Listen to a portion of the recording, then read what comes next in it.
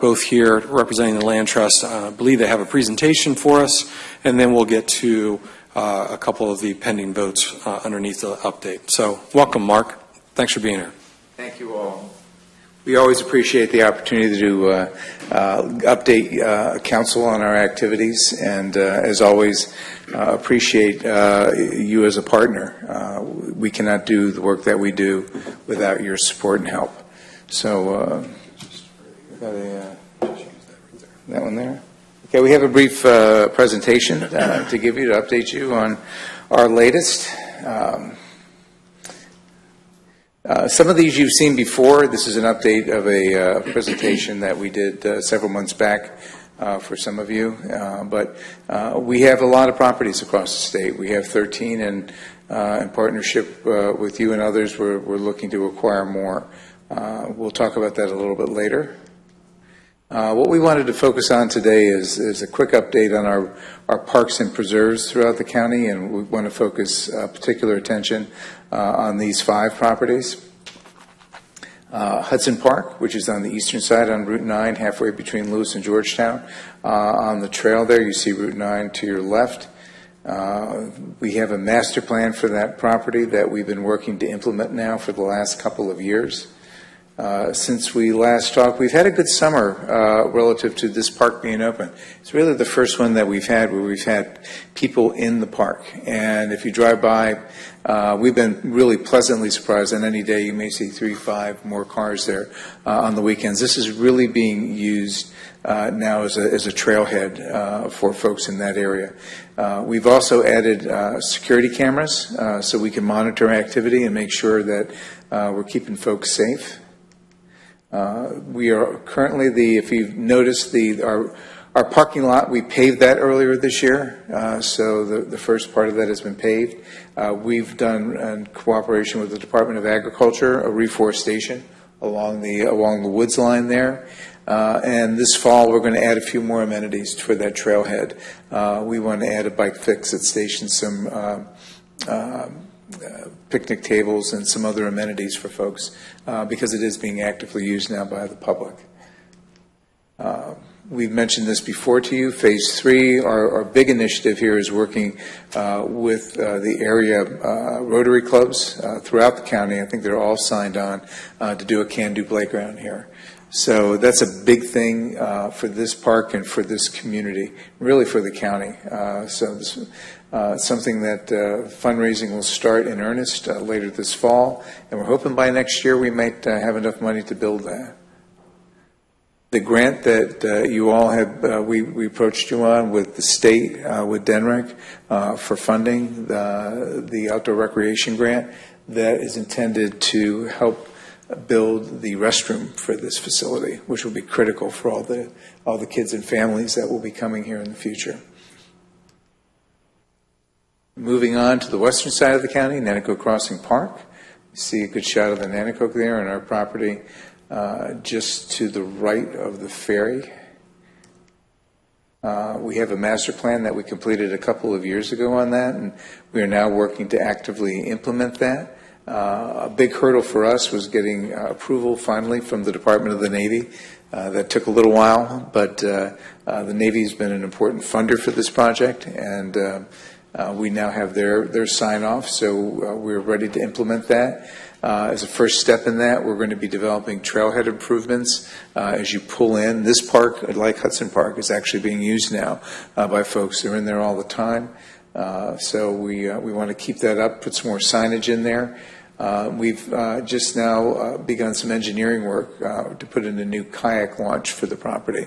So that's going to be a multi-year effort, but we are getting started on that. Ickford Park, and particularly with focus on our Litchford Williams Park, our house. As you guys remember, the Litchford house is that upper white house kind of in the center of the screen, and the Cannon-Masson house is in the lower left corner, dating back to 1727. We've made good progress on Litchford. We have that. These are some earlier photographs that's effectively been restored now on the interior with exterior work. We need a new roof and a few other things, but we are working to bring this back to a period of interpretation to the 1930s. And we are slowly furnishing that house. And for those of you who joined us when we did a groundbreaking for Ken and Masson, you remember the family members were there, and they contributed a few of their items along with a lot of history. So our intent with this is, speaking on agriculture, is to interpret agriculture around 1910, 1925 timeframe. During that period of time, there were a lot of truck farms on this property. A lot of folks don't know what a truck farm is these days, so we're hoping to educate them on that and really give a sense of how life was in this area of the county during that early years of a century ago. A little picture here of our groundbreaking at Ken and Maston. This was back in May of last year. And we are now working on the brick, which is a painstaking effort. We have a mason who is well known regionally for being as much of an artisan as he is. He's a real craftsman, and he does this. It's his specialty. But we're starting on the foundation, but we're redoing this building from bottom up. Moving now back to the eastern part of the county, to Hopkins Preserve. You all remember this from a few years back. This is the master plan. We are in the last throes of getting our permits for that. This will be what we will be constructing as a first phase. We'll be doing an entrance road and entrance road and parking lot. And then we will also be developing the trail system in here. An important thing with this, in working with county staff, we've expanded the stormwater capability on this property in order to provide for the county to give stormwater credits and to bank that. So it's been Hans and Todd, just working with your staff to make this serve multiple public functions. So we're excited to get this going. Like I said, we're waiting on SCD to give us a final sign-off on this. We have our bid specs put together, and when we get our permit, we'll put that out to bid. We're hoping to start late fall, getting in the spring, and then to open it ideally in spring of 2025. Moving to the forest of the Broadkill Preserve. I know some council have been out in this property earlier this year. This was one that council purchased 3 different parcels. This becomes an almost 300-acre property. It's the biggest one that the Land Trust will manage, and I think it holds some enormous opportunities for public access and use. We do have a first phase trail system, which we've constructed with a lot of support from volunteer groups, from Dogfish Head and other groups have come in to help us build these trails, and we're hoping to provide for public access in the early next year. One of the things we're doing now is putting in information kiosks at all these parcels. We're beginning to brand these operating units and get some amenities in for the public. That's the parcel in its entirety on Shingle Point Road and Gravel Hill Road. It's a big piece of property. Some photos from last year. These roads will soon be back in this condition. We were surprised to see the amount of growth on these roads, which have gravel in them. Didn't expect to have the amount of vegetation on that we did, but we're getting that back into shape as we speak. And so the last thing I want to speak to is the amount of funding that we have that we've been working with. And obviously the council's been a big supporter of us in open space in general. And again, thank you all from that, and thank you on behalf of our board.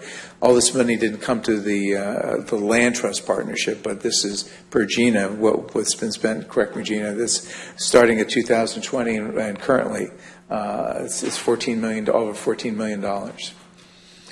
So we can't quite keep up with you guys, but we have tried to do a little bit on our own, and so we're getting now close to $5 million in funding over that roughly same period of time. And that's coming from a collection of different sources. We have individuals and families, local businesses across the board. We even had some HOAs who've kicked in money to us. So we're very pleased with that. And you may have read in the paper that we just, in partnering with Dogfish, we were the beneficiary of the Dash this year that they do. And that raised over $100,000 for the Land Trust and its mission. So a big shout out and thank you to Dogfish and Boston Beer. New projects, Ardent Grand Preserve. This one is on the east side. Again, 89 parcels. You've seen some of this before. An 89-acre parcel, an agricultural parcel, which is unique in this area of the county these days, but it's still actively farmed. Some pictures, it borders Ebenezer Branch and Canary Creek, and you see the access road to the small the owner's house on the left. Some views from the property. It's really just a gorgeous property. The silos still stand. To the left of that was the barn. This is a third-generation farm family, and their goal has been to keep this protected. They would like to see agriculture continue on this site. They have no heirs, so it's either us or it's going to get, it'll be the next subdivision on New Road. The purchase price for this property is $8.5 million. Right at the moment, we have $3.2 million in hand. Recently, the state added upped the ante at their end to $2 million. Plus, we have $1.2 million that we've raised working with individuals and the local community in the Lewis area. We have another $3.25 pending. Some of that would be from Longwood, and other would be from federal funding. Getting back to agriculture again, excited to report that the Land Trust is now an eligible agency for money coming from NRCS to hold agricultural easements. And that's an annual program where money is available. We're successful in this. This will be the first property going through that with NRCS. That money will allow the Land Trust moving forward to hold agricultural easements throughout the county.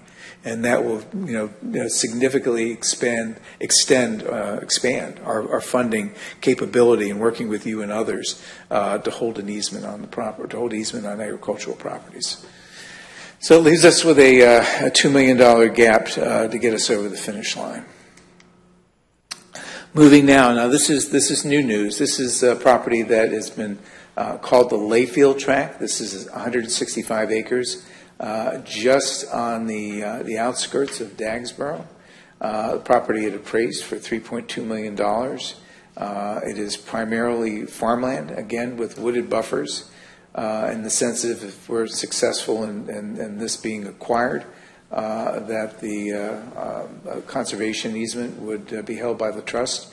County would own it, and the Land Trust would manage it on behalf of the county. Just a couple pictures. If you guys have not seen this, it's with everything, with the beans in yellow right now, everything looks really pretty. So you're seeing those views there, and that's what we've got. Happy to answer any questions. And Ring, did you want to add anything? If you want to sell on Friday, we tell you own it. Yeah, I think they're going to be an announcement that the county will do a little bit later on that. Yeah, and we're available to answer questions if you got any. Any questions before I jump down the agenda? Any questions of Mark or Ring? Okay, so thank you both for the presentation, and to jump right to the announcement today, that last track that was referenced there, we're calling the Layfield property right now. We did, in fact, settle on that property this Friday, past Friday. So the county was successful in purchasing 165 acres there, just northwest of Dagsboro. It actually goes right to the Dagsboro line off of Route 20. And very happy to be able to say that we purchased that after some significant conversations with the owners, and it's just the latest round of our acquisition, so 165 acres outside of Dagsboro. So there will be a press release that goes out with that announcement. And then for the two actions that we're asking council to consider today, we referenced earlier in the presentation the forest of the Brock Hill Preserve, so that large tract of property southwest of Milton. That property is owned by the county, but will have a conservation easement in the land trust name, and we are going to agree to a property management agreement today. That information was in the packet. This is the same management agreement that we have with Hopkins Preserve, and when the county owns the property and then provides the conservation easement in favor of the land trust, this management agreement acts as the overarching governing agreement for the roles and responsibilities. So the agreement was in the packet. It's a 25-year agreement with a 25-year extension. Shows the responsibility for the development, solicitation of bids, and construction of the agreed-upon improvements to the preserve, including a to-be-developed master plan. Any funding requests will need to be approved in a future county budget. The land trust will serve as the day-to-day manager responsible for long-term maintenance of the facility. We did provide a copy of that agreement. It's been reviewed by the county's attorney and the land trust board and has been approved to form. And again, it's the same agreement we've used in the past. So unless you have any questions on the property management agreement, I have a motion for your consideration. Please read your motion. Be it moved the Sussex County Council approves the property management agreement for the property known as the Forest of the Brock Hill and further approves entering into said agreement with the Sussex County Land Trust. Pleasure, council. Motion, Mr. Schaefer. Second. Second. Mr. Riley. Questions on the motion? Take the vote. Mr. Schaefer. Yes. Mr. Green. Yes. Mr. Hudson. Yes. Mr. Riley. Yes. All yes. Motion carried. Next. Thank you. The next is our ORPT grant submission resolution for Hudson Park, and for this one, I will turn it over to Ms. Jennings. Thank you, Mr. Lawson. As Mr. Chura had said during his presentation, they are working on fundraising for the Hudson Park. So the Land Trust would like the county to apply for $125,000 Outdoor Recreation Parks Trail Grant, the OPRT grant, through DENREC for the third phase of the Hudson Park project. To apply, the Sussex County Council must adopt a resolution that supports the project and the submission of the grant application. It must also assign a project manager to the project, which will be the Sussex County Land Trust Executive Director. There will be no county funds used in this project. The funds will be state funds that flow through the county to the Land Trust. And then I have a resolution to read for your consideration. Please read your resolution. Be it resolved that the Sussex County Council hereby acknowledges its support of Hudson Park, approves and acknowledges the OPRT application and submission on behalf of Sussex County Land Trust for a 2024 DENREC OPRT grant in the amount of $125,000, and furthermore designates the Sussex County Land Trust Executive Director to serve as the OPRT grant project manager if the grant is awarded. Pleasure, council. Move for adoption. Motion, Mr. Riley. Second. Second. Mr. Schaefer. Questions on the motion? Take the vote, Mr. Schaefer. Yes. Mrs. Green. Yes. Mr. Hudson. Yes. Mr. Riley. Yes. I will yes. Motion carried. Next, sir. Thank you all. Thank you to the representatives from the Land Trust and our continued relationship. Excellent presentation. Great update today. Excited about that 165 acres in Dagsboro, another acquisition for our preservation efforts. And it wasn't mentioned before, but the owners of the property did sell the property for over a $550,000 discount for the price appraised. So again, the ownership showing skin in the game, which is always helpful for us in these acquisitions. Thank you both. Thank you.